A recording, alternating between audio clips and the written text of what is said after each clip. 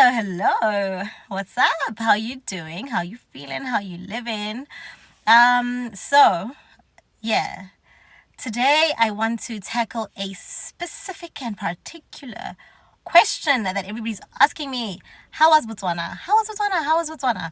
So okay, I'm gonna try to be as honest as I possibly can, but at the same time, I want to be as politically correct as I possibly can. So I'm gonna walk a tightrope here. Like, bear with me.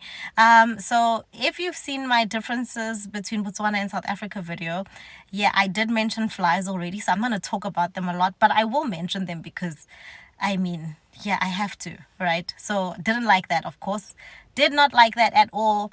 But this could just be based on where we were staying. So we stayed at Sarona City. Or Sarona City. Yeah, the Habitat Alpha. I'll just show you a little snippet of what that looks like. So maybe it was that area, especially because of the construction that was ongoing the whole time that we were there. So obviously, I think that could have been a major issue as to where that problem was coming from. Okay, moving along swiftly. The food, according to me, was very expensive. And when I say this, I just mean, like, I think a person doesn't mind paying a lot for food if they've got a lot of extras coming along with the food, Like, let's say you've got food, but you've got great scenery, you've got like a beach, you've got like, so you can pay slightly more, I think. This is just my opinion.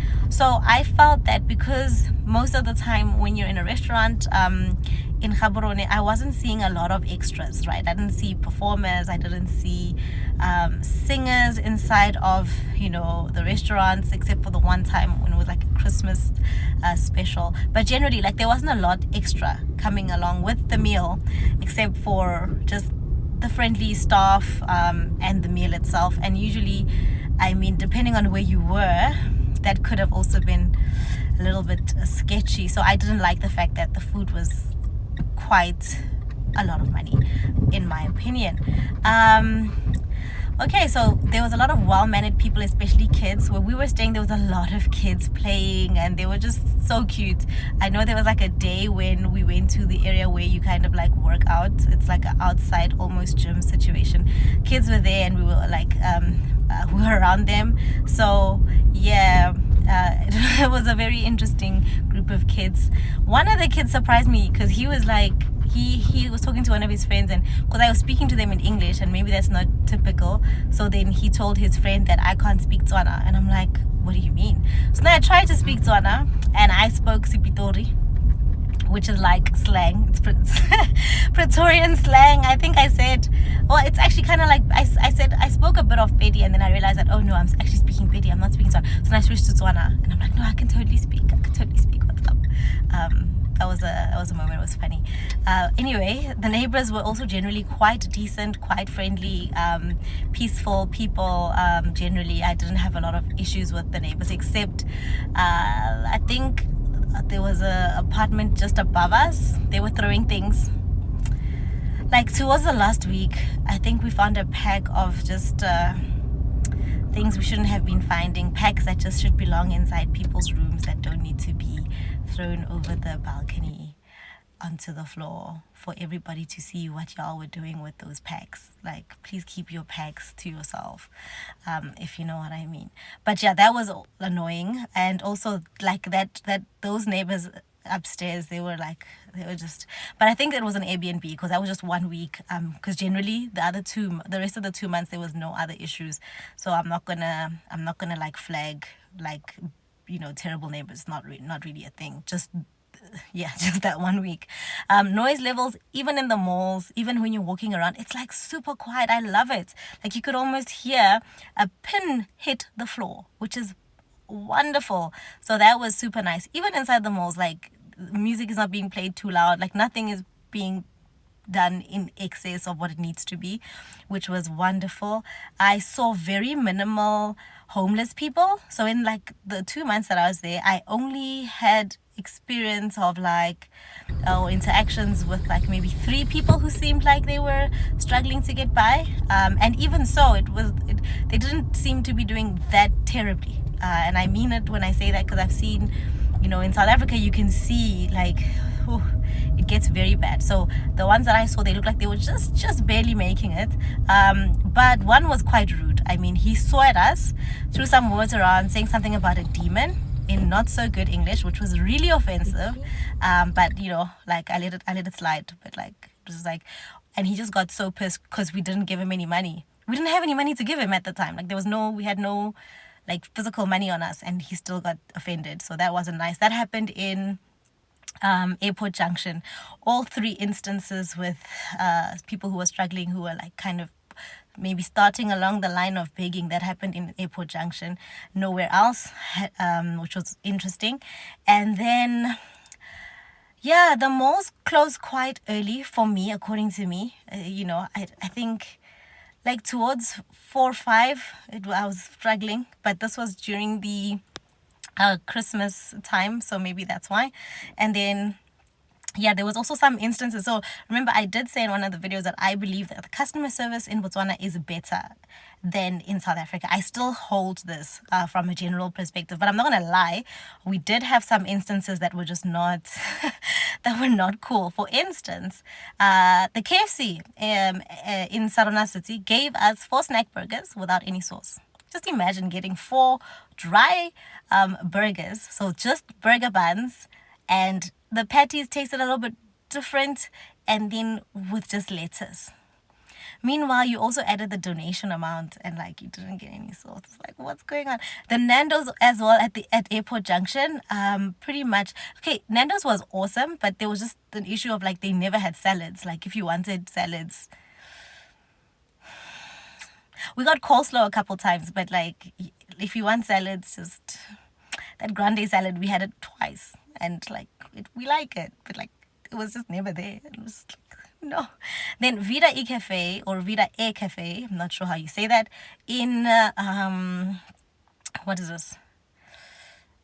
Is it the Fields Mall? I think it's the Fields Mall. So that Vida E Cafe, they have this chant when you walk in, which makes you feel so welcome and stuff, which is super cool. I liked it. My companion did not like it. So anyway, there was a time we went there twice. First time, flawless, nothing funny happened. Second time we went there, however, so we placed an order, and because the first time we went there, we tasted that the coffee was quite strong. So the second time we went there, my companion asked that they use slightly like softer or sweeter flavoring, so just a little bit, like to ease up a little on the coffee beans or something, but just a little, right? And the waitress, when she was explaining this to the person who makes the coffee, she said it in Tswana, but I mean I could understand. She said something like, the last time these guys were here, they didn't like the coffee, it was too strong, just make sure you don't make it too strong, change the beans, right? But she put it in a very we didn't say that. We didn't say we didn't like it. We're just saying that in this scenario we'd like it just to be slightly softer. But she said like, no, they didn't like it, don't do it like that again. So the guy who heard her say it, he then like muttered under his breath, because he's the guy who's making it, and I think he took offense. So he was like in Tswana, like banya ko ikirela or kiro, something like, do they want to make the coffee themselves, or should I, like, do they want to take my job, kind of thing? But he said it like under his breath, and I think he thought my companion wouldn't understand, so he didn't look at me, and I understood. And so I said out loud, like, sorry, do you want to repeat that out loud? Like, is there a problem? And then the waitress was like, no, don't worry about it. Don't take him seriously. He's not here. Don't worry. We'll make the coffee how you prefer it. And then that was fine. But it was just a little bit not cool for him to kind of say that under his breath. Like I mean, and then also Protea or Carlitos, I think it's called, the restaurant there. There was like no fixed standards. So each time I offered Setswana nachos, they came out differently. The first time they were perfect, second time they were spicy, third time they were burnt. Like each time they were different. If you ordered an iced latte, you have to specify, make sure there's ice in there. Otherwise, you can get an iced latte that's at room temperature, so just a latte. So yeah, coffee was a big no in Botswana. I don't think they have a big coffee culture. They're not like Starbucksing it, which I get because of the hot climate. So you know. So this is the Lion Park Resort parking. Huh. Okay.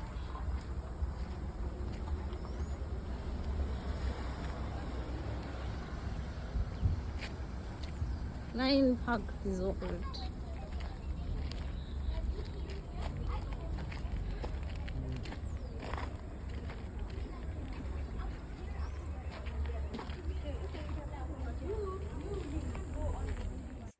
So the trip to Lion Park was interesting, but then heavy rains hit, and so everybody was like cooped up in one little place. It was quite interesting.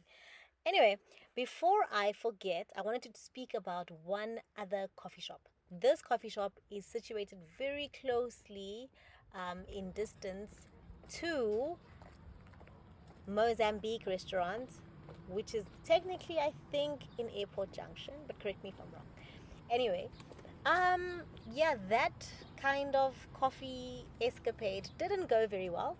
So what happened on this particular day was we drove out, we went to go and get coffee, we ordered coffee, they processed our orders, they processed my companion's order faster than they did mine, and after they were done with that order, they said that they're having an issue taking payment from our mobile devices. In other words, they've been having issues that day regarding tap and go. So now at this point, they've made the coffee, and now we can't pay for it, right? So that became a bit of a headache. We tried multiple times. They also explained that other people had been having the same issue on that day. So then eventually I was like, okay, no problem. We'll drive and fetch the bank cards, and then we will come back and make the payment, since you guys aren't able to take the payment the normal way. Please forgive my pit bull in the back. He's having a party. But anyway, so yeah. And then we drove out, we drove all the way back. We got the bank cards, we drove all the way back there, paid for the coffee. Now, I then asked that they kindly reduce the petrol cost, because technically speaking, we did not need to do that, because it wasn't an error on our side. Eventually, after they escalated the issue, manager called other manager, and then that happened, and so they reduced the price significantly, which was awesome. So that was actually an example of interesting and wonderful customer service. So yeah, I just don't remember the name of the coffee shop. It's this cute coffee shop very close to Mozambique restaurant. Nonetheless, regarding the drone footage you're seeing here, this is just basically a view of Sarona City, or Sarona City. I still don't know the correct pronunciation. It's Sarona City, the Habitat Alpha on the left there, and then the thing that was just we're like right above Pick and Pay, which is the Sarona City Mall, and then this is actually just the construction site that I was complaining about earlier. So yeah, I feel this just summarizes holistically everything that I wanted to kind of highlight on. So yeah, it was an interesting little journey. Fun times, fun times.